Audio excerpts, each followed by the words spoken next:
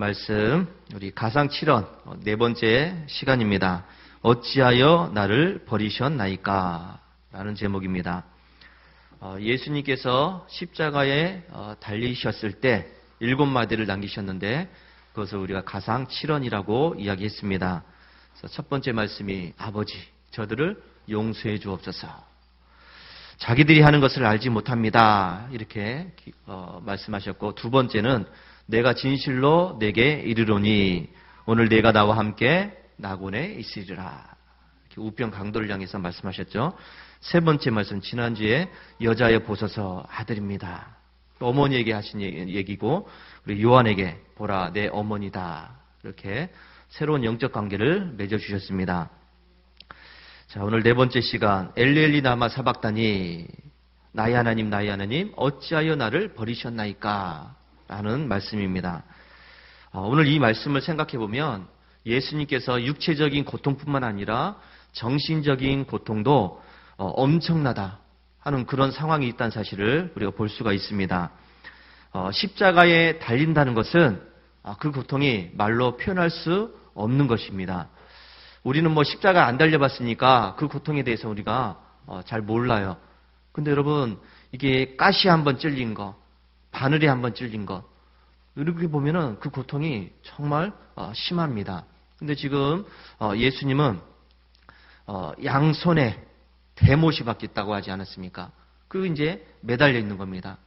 또 양발에 대못이 박혀서 그 십자가에 지금 매달려 있는 상태고, 그러니까 두 손과 양발이 대못에 못 박혀 있는 그런 상태로 지금 걸려 있는 상태입니다. 이 대못에 의지해서 걸려 있는 상태니까 이 얼마나 힘든 상태입니까? 살이 찢어지고 뼈가 부서지는 그런 고통이 있는 것이죠. 또 예수님은 십자가에 달리기 전에 밤새도록 끌려다니시면서 재판을 받았습니다. 한숨도 못 자고 그 밤에 이리저리 끌려다니면서 재판을 받았다는 것이죠. 그리고 채찍질을 당하셔서 살점이 떨어져 나가는 그 고통을 당하셨습니다. 온몸에 지금 피투성이가 되어 있는 그런 상태입니다. 머리에는 가시면류관이 씌워졌다고 그랬죠. 가시가 그 머리를 짓누르고 있는 그런 상황입니다. 예수님은 오전 9시에 십자가에 매달리셨습니다. 그리고 지금 12시, 3시간이 지나서 12시가 되었습니다. 자, 그런데 이 12시가 되니까 이상한 일이 일어났다고 성경은 말씀을 하고 있습니다. 오늘 15장 33절 말씀해 보니까 제6시가 되매, 이 6시가 바로 12시입니다. 온 땅에 어둠이 임하여 제9시까지, 이건 3시입니다. 12시부터 3시까지 온 땅에 어둠이 임했다. 이렇게 말씀을 하고 있죠. 그러니까 난 12시가 되니까 온 하늘이 어두워졌다는 이야기입니다. 해가 빛을 잃었다는 이야기죠. 그리고 오후 3시까지 이렇게 3시간 동안 이어집니다. 여러분, 여기에서 어둠이 임했다, 온 땅에 어둠이 임했다, 이게 과연 무엇을 의미하는 것일까? 구약에서 구약적인 이런 관점으로 보면 해가 빛을 잃었다, 이것은 하나님의 심판을 어떻게 보면 표현을 하고 있습니다. 하나님이 지금 온 세상을 심판하신다는 그런 의미죠. 아모스 8장 9절에 이런 말씀이 있습니다. 그날에 내가 해를 대낮에 지게 하여 백지의 땅을 캄캄하게 하며, 이 말씀이 어떤 말씀이냐면 이 북왕국 이스라엘에서 여로보암 2세라는 이 왕이 통치를 하고 있었습니다. 근데 이 여로보암 2세가 나라를 잘 다스렸어요. 그래서 부국 강병을 이루었죠. 군사적으로도 든든했고, 또 정치적으로, 또 경제적으로, 문화적으로도 아주 번영했던 그런 시대였습니다. 백성들이 풍족하니까 잘 먹고 잘 살고 있는 그런 형편이죠. 그런데 그 사이에는 종교적으로, 도덕적으로 골물대로 골문 그런 상태였습니다. 힘 있는 사람들이, 또 권력 있는 사람들이 이 가난하고 병들고 약한 사람들을 착취하는, 그래서 자기의 부유함을 누렸던 그런 시대였습니다. 물질주의와 도덕주의에 빠진 사람들이 가난한 사람들을 억눌러서 그것을 자기의 어떻게 보면은 사유화를 삼은 그런 때였습니다. 이러한 때 선지자 아모스가 하나님의 말씀을 전하고 있습니다. 여호와께서 내게 이르시되 내 백성 이스라엘의 끝이 이르렀은즉 내가 다시는 그를 용서하지 아니하리니. 이 아모스 선지자가 하나님 말씀을 전합니다. 내가 다시는 이스라엘을 용서하지 않겠다. 그래서 하나님께서는 이 아모스를 통해서 멸망의 말씀을 지금 선포하고 있습니다. 그 멸망의 말씀 가운데 한 부분이 바로 이 말씀입니다. 내가 해를 대낮에 지게 하여 백주의 땅을 캄캄하게 하겠다. 그런 말씀이에요. 그러니까 하나님의 멸망 속에서 해가 빛을 잃어서 온 세상을 캄캄하게 만들겠다. 그런 말씀입니다. 이 멀쩡하던 하늘이 캄캄해지고 해가 빛을 잃은 것은 바로 하나님의 심판을 상징합니다. 마치 이 출애굽 당시에 10가지 재앙 중에서 9번째 재앙이 흑암의 재앙이었습니다. 하나님께서는 모세를 통해서 애굽의 온 땅에 흑암이 있게 하셨죠. 깜깜하게 만들으셨습니다. 3일 동안 이어집니다. 그런 것처럼 예수님이 지금 십자가에 달린 그 처형의 장소는 하나님의 심판의 장소가 되었다는 것을 의미를 하고 있습니다. 자, 그렇다면 하나님께서는 지금 무엇을 심판을 하시려고 깜깜하게 만드셨는가 하는 것입니다. 두 가지입니다. 첫 번째는 하나님의 아들을 죽이려고 하는 그 악한 세력에 대한 심판이라고 할 수가 있습니다. 예수님은 세상을 구원하러 오셨다고 말씀했습니다. 근데 그 세상을 구원하러 온 그 예수님을 몰라보고서 사람들이 누명을 씌워서 죽이려는 그런 사람들에 대한 하나님의 심판을 이야기를 하고 있습니다. 예수님은 세상에 빛으로 왔다 그랬습니다. 어두워진 세상에 빛으로 오셔서 그 어둠을 밝게 비추는 그런 일을 하러 오셨는데 사람들이 그 빛을 몰라보고서 빛으로 오신 그 예수님을 십자가에 매달았죠. 자연히 세상은 어두워질 수밖에 없습니다. 자, 여러분, 세상에 구원자로 오신 예수님을 몰라보면 어떻게 되는지 아십니까? 내가 세상을 구원하러 오신 그 예수님을 내가 몰라본다면 나는 어떻게 되는가? 마태복음 8장 12절에 바깥 어두운 데 쫓겨나 거기서 울며 이를 갈게 될 것이다. 마태복음 22장 13절 그 손발을 묶어서 바깥 어두운 데 내던지라 거기서 슬피 울며 이를 갈게 되리라. 마태복음 25장 30절 이 무익한 종을 바깥 어두운 데로 내쫓으라 거기서 슬피 울며 이를 갈리라. 베드로후서 2장 17절 이 사람들은 물 없는 샘이요 광풍에 밀려가는 안개니 그들을 위하여 캄캄한 어둠이 예비되어 있나니. 여러분, 이런 말씀들을 보면 세상의 구원자로 오신 그 예수님을 우리가 몰라보게 되면 우리는 바깥 어두운 데 내던지게 된다는 것입니다. 거기서 슬피 울며 이를 갈게 된다. 바깥 어두운 데는 지옥의 불구덩이를 이야기합니다.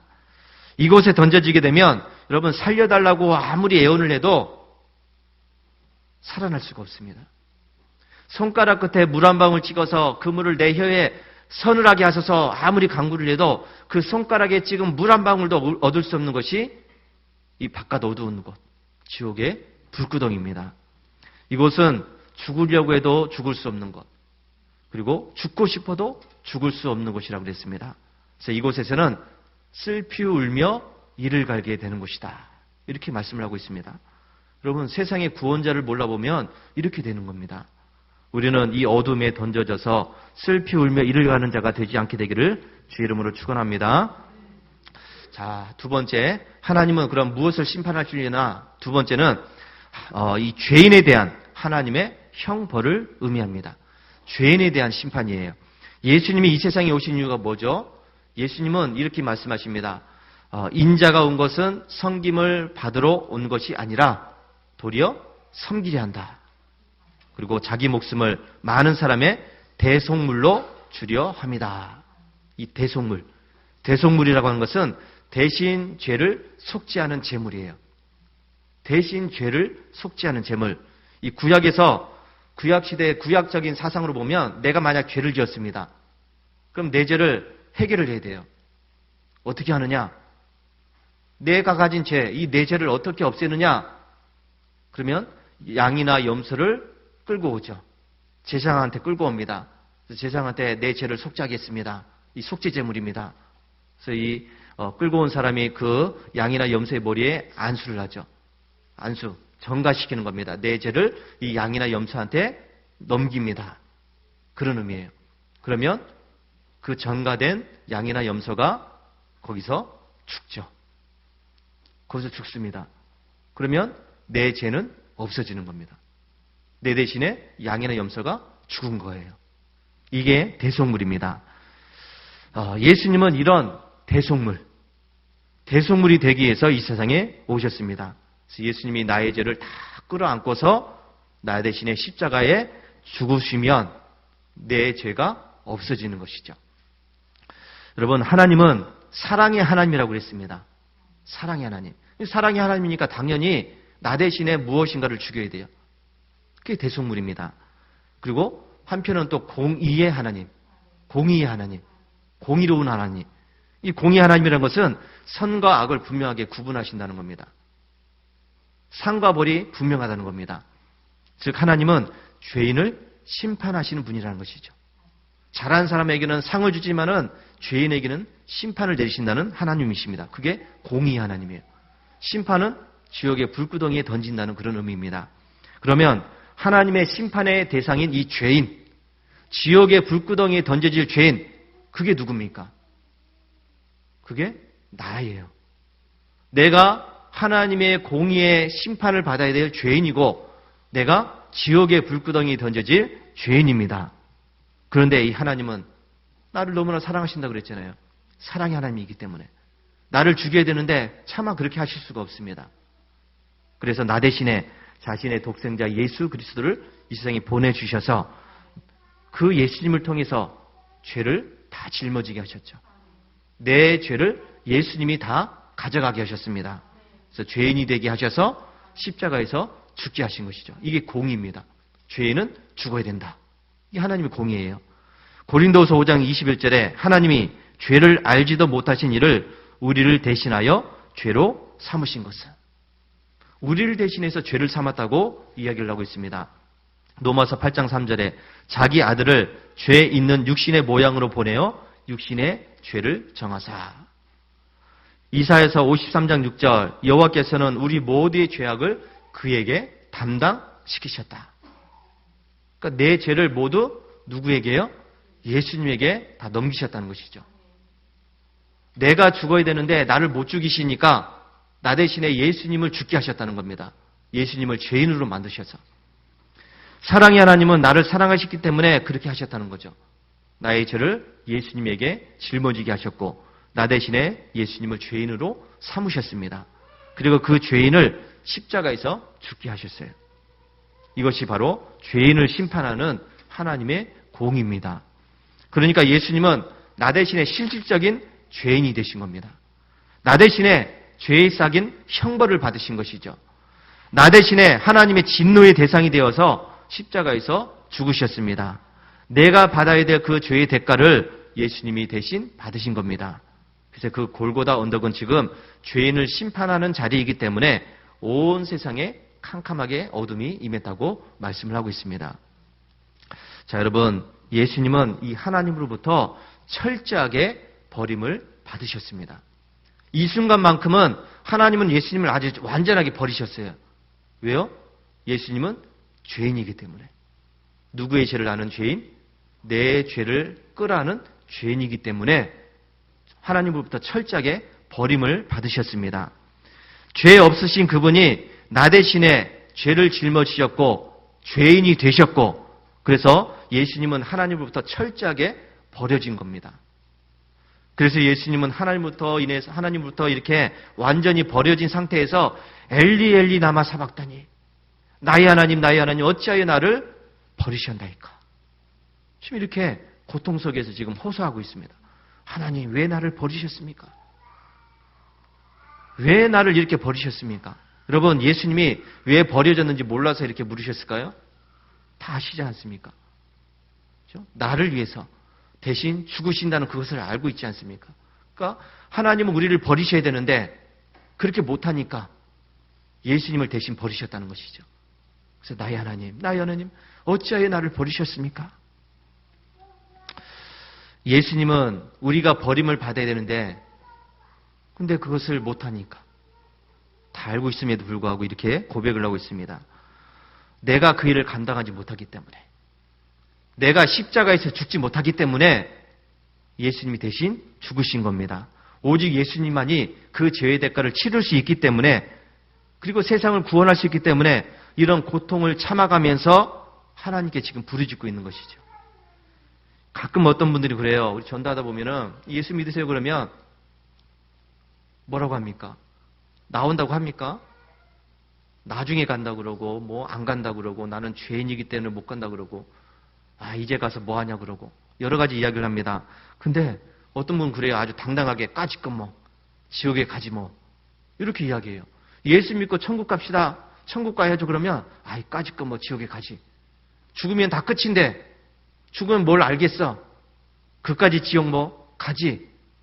이렇게 뭐 아주 당당하게 이야기합니다. 여러분, 지옥은 극과 지옥이 아니라는 것을 기억하시기 바랍니다. 그것은 영원한 고통이 있다고 그랬습니다. 앞에서 슬피 울며 이를 간다고 하지 않았습니까? 그것이 얼마나 고통스러웠으면 그 신음소리 한마디 못 내고 그냥 울면서 이만 갈고 있겠는가 하는 것입니다. 자, 여러분, 우리는 이런 곳에 가지 않아야 됩니다. 영원한 형벌의 장소, 저주받은 장소, 다시는 빠져나올 수 있는 그런 곳에 가지 않게 되기를 바랍니다.